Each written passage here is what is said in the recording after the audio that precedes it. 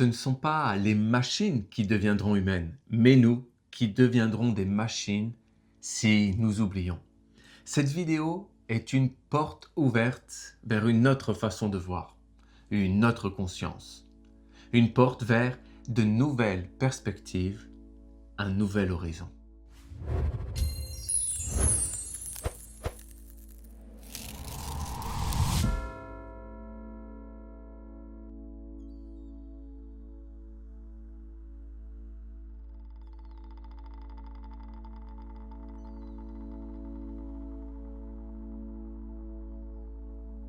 Il y a très longtemps, bien avant que les livres ne racontent notre histoire, vécut une humanité différente de celle que nous connaissons. Cette humanité vivait en communauté, elle voyageait au rythme des saisons, dotée de sens beaucoup plus aiguisés que les nôtres aujourd'hui. Tournés vers leur environnement naturel, la terre, le ciel, les graines et les étoiles, ils tissaient des liens subtils entre eux, des liens spirituels aussi, avec les montagnes, les arbres et les animaux. Regardant le monde avec les yeux de l'âme, ils n'écrivaient pas l'histoire, ils la vivaient, puis racontaient leur mémoire de génération en génération. Cette humanité naissante évolua à travers des révolutions matérielles, mais aussi spirituelles.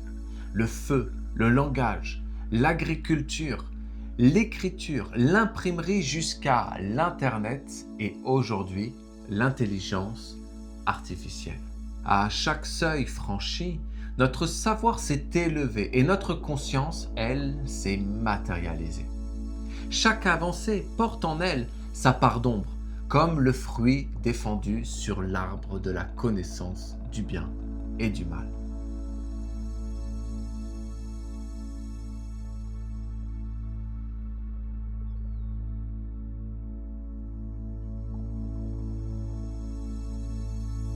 À chaque révolution, un bien et un mal virent le jour au cœur de la conscience de l'humanité. Du feu naquirent le foyer et la famille, mais aussi la guerre et les conflits.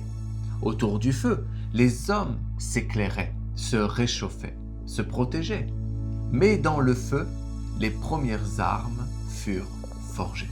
Après le feu, le langage, et des premiers mots naquirent la prière, paroles qui s'élevèrent telles des étincelles, mais aussi le mensonge et les complots, expression de la guerre. Avec l'agriculture et l'élevage, les clans semblables à des familles qui voyageaient dans une ronde de la nature en suivant les animaux et les températures furent inspirés à rester et se poser. De la maîtrise du feu naquit alors la maîtrise de la terre. Les familles s'agrandirent, mais la soif de pouvoir et le désir d'exploiter les autres aussi. Les clans devinrent des pays et des empires. Et pour fédérer et organiser ces grandes familles, la parole, qui n'était que prière, devint alors écriture. Après que les humains se soient posés pour cultiver la terre, c'est au tour des paroles de s'incarner en lettres pour cultiver le ciel et les idées. De l'écriture s'incarnèrent les plus belles inspirations vertueuses, comme les plus viles justifications à la guerre et à la séparativité. Après l'écriture, l'imprimerie. Et avec elle, la culture des idées devint l'éducation des peuples. La sagesse se répandit aux quatre coins du monde, mais aussi la guerre des idéologies et la propagande de masse. L'imprimerie fit naître et tua en même temps dans la conscience de l'humanité l'esprit critique, l'observation des natures, c'est-à-dire celle de la Terre, mais aussi de l'humanité. Après l'imprimerie, l'Internet, où tout le monde devint alors auteur. Aujourd'hui, tout le monde a quelque chose à dire, pour le meilleur comme le pire. Et pour finir, l'intelligence artificielle, dernière révolution de l'esprit matériel, prière du transhumanisme.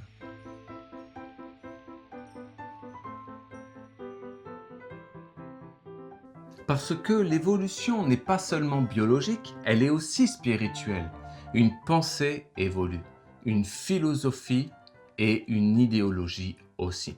Et de révolution en révolution, l'humanité a cessé de respirer avec les esprits de la nature.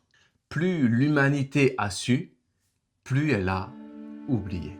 Mais au cœur de cette perte de mémoire, une nostalgie enfouie au plus profond de l'âme humaine a persisté, comme le ressenti d'une vie passée que nous avons oubliée. Hors de question d'idéaliser une antiquité utopique, mais un jour, en Grèce, des hommes gravèrent sur le fronton d'un temple, le temple de Delphes, « Connais-toi toi-même ». Quelle est la pensée qui les a inspirés? Quelle est la pensée qui les a motivés? Rien n'apparaît de rien. Tout s'influence dans l'art, la culture et les sciences, les religions et les humains aussi. Une pensée inspire toujours une autre pensée. Et de cette sagesse, connais-toi toi-même, allait naître dans le cœur et l'esprit de certains philosophes et scientifiques une nouvelle idée, l'humanisme. L'art et les représentations humaines évoluèrent et témoignèrent d'un courant de pensée de plus en plus matérialiste. En effet, il y a des millions d'années, sur les parois des cavernes, les humains étaient représentés tels des esprits. En Grèce, le corps humain devint plus réaliste, idéalisé même, divinisé, au point que les dieux devinrent humains et les humains des dieux. En vérité, ce n'est plus la Terre qui est au centre de l'univers, mais l'être humain, sa faculté de penser et sa société idéalisée que Platon appela République. Bien plus tard, en Italie et en Europe, au temps de la Renaissance, des hommes exprimèrent de nouveau cette idée incroyable avec force. L'homme de Vitruve de Léonard de Vinci en témoigne, et l'idée que l'être humain porte en lui une harmonie cosmique et contient l'univers tout entier renaît alors. Et connais-toi toi-même laissa la place à Ecce Homo. Voici l'homme.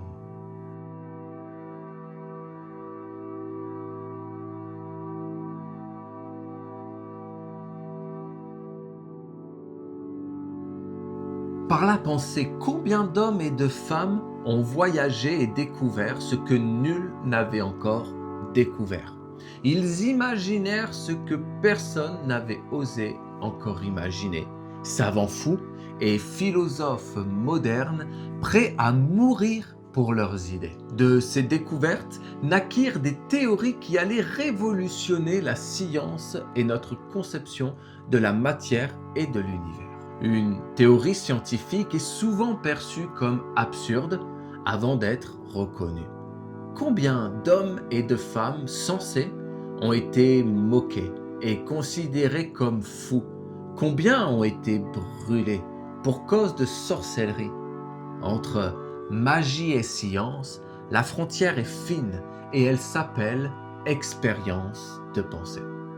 Comment expliquer scientifiquement une expérience de pensée, une idée de génie, une inspiration fulgurante dans un monde qui plonge de plus en plus dans le gouffre du scientisme, nouvelle religion fanatique de la physique qui occulte aujourd'hui l'âme et l'esprit? Comment expliquer les expériences de pensée d'Albert Einstein, Newton ou Galilée? Comment expliquer scientifiquement l'inspiration de Pythagore, le premier à avoir prononcé ce mot magnifique, philosophe? Mais aussi incroyables qu'ont été leurs inspirations et découvertes, elles ont été, comme toutes les révolutions de l'humanité, source de bonheur, mais aussi de malheur. Mais une chose est certaine, ce que nous sommes aujourd'hui, nous le devons à ceux qui pensaient autrement hier. Il y a un lien indestructible qui nous relie dans le temps et l'espace avec ceux qui nous précèdent, mais aussi ceux qui nous succèdent. Ce lien s'appelle la pensée. Ne vous êtes-vous jamais dit, c'est dans l'air? N'avez-vous jamais voyagé en arrière pour revivre un moment passé? Ne vous êtes-vous jamais projeté en avant pour vous préparer à un événement futur? Telle est la magie de la pensée.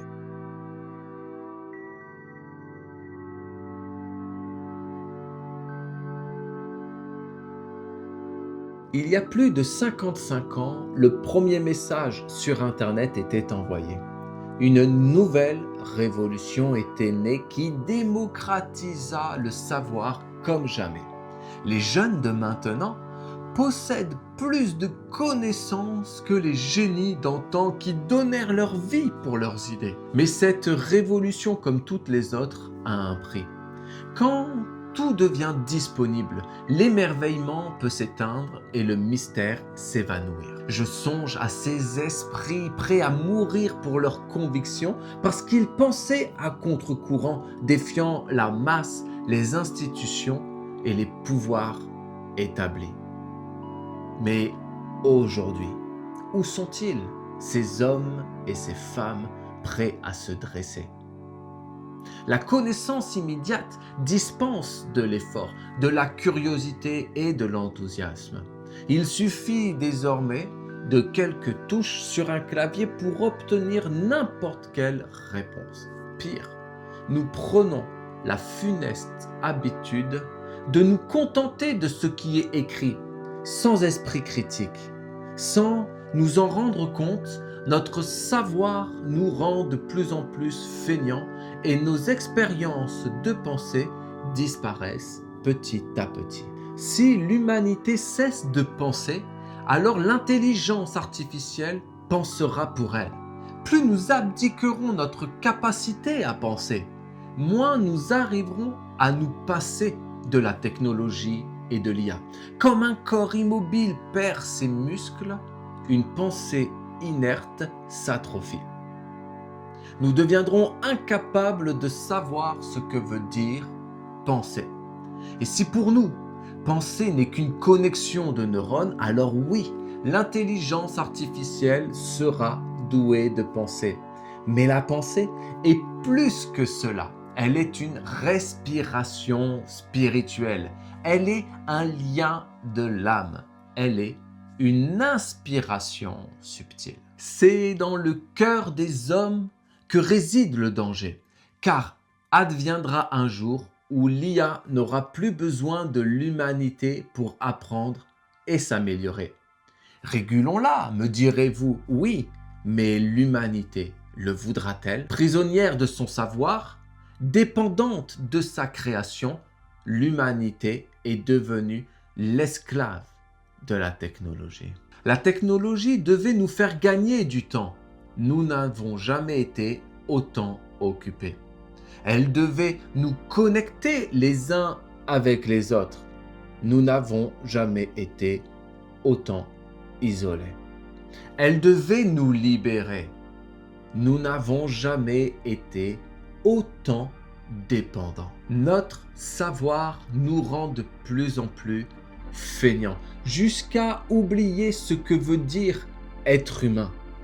La machine n'est pas dangereuse, mais l'humain qui abdique son humanité et laisse la machine décider pour lui, oui. L'intelligence artificielle a remplacé les oracles des temples de l'Antiquité. Roi ou président, religion ou science, au fond, rien n'a changé. Depuis des millénaires, nous remplaçons les systèmes, des fonctions et des mots par d'autres. Mais au fond, petit à petit, nous perdons notre esprit critique et notre pouvoir de décision. La République est la dernière pensée de l'humanisme.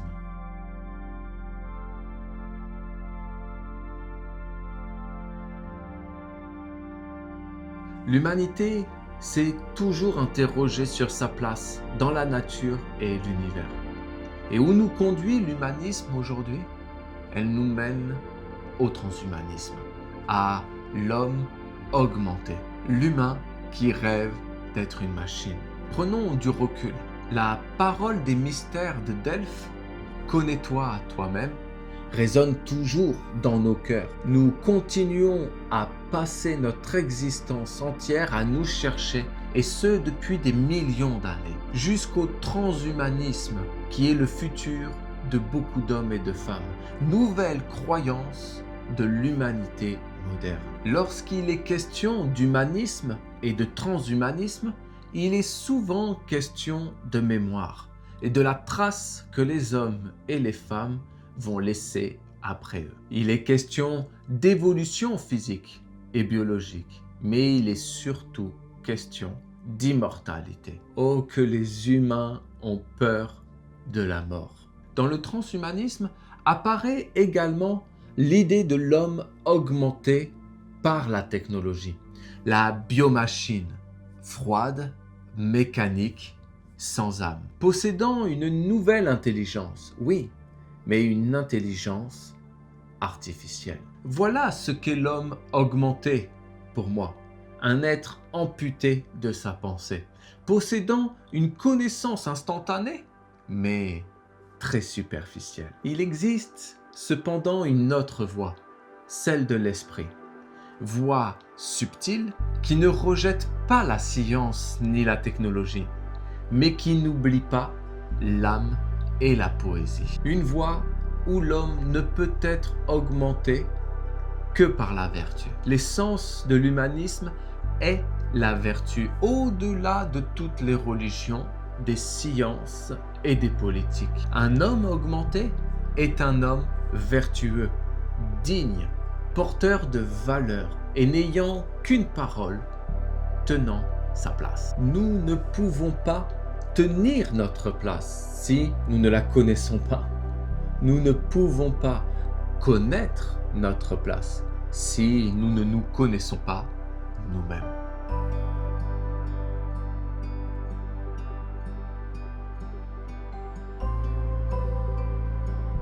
Je ne fais ni l'apologie ni le procès d'Internet, de l'IA ou de la technologie en général.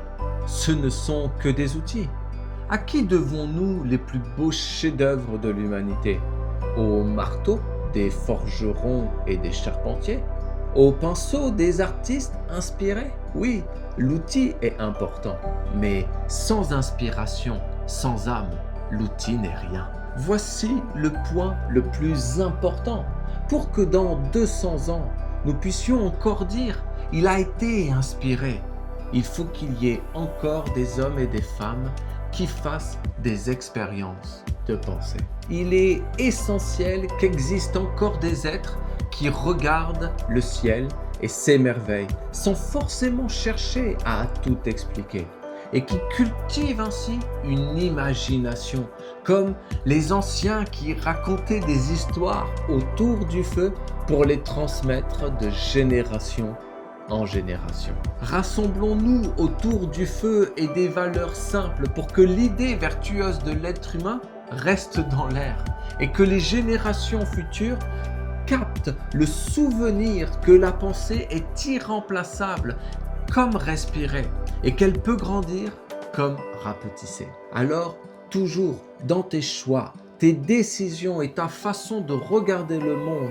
et de vivre les événements, garde une porte ouverte vers une autre façon de penser, de voir, non pour fuir la technologie, mais pour apporter un complément, pour voir plus grand, plus large et plus loin. Il y a tant à découvrir et selon moi, l'homme n'est pas encore devenu pleinement un être humain, il est en devenir. L'histoire de l'humanité continue de s'écrire pour le meilleur comme le pire. Elle s'écrit à travers toi, à travers chacun de nous.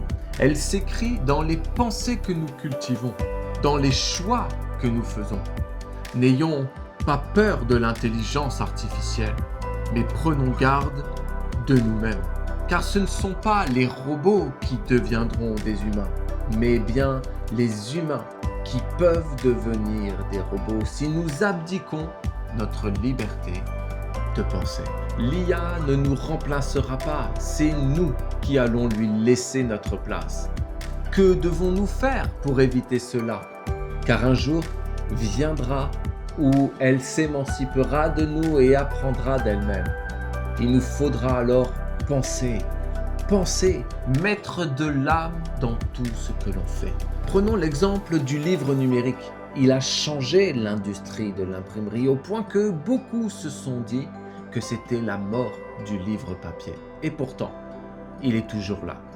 Car les tablettes numériques ne remplaceront jamais l'odeur du livre dans nos mains et la sensation si agréable qu'est de tourner des pages. S'il y a fait tout mieux que nous restera-t-il? Il nous restera le plus important, notre âme.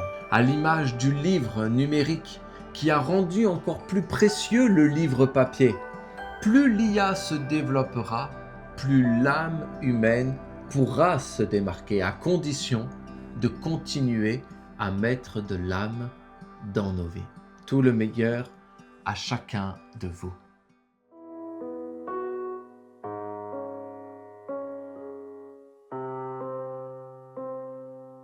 Par Saint Jean le caché, la lumière et l'enseignement qui cheminent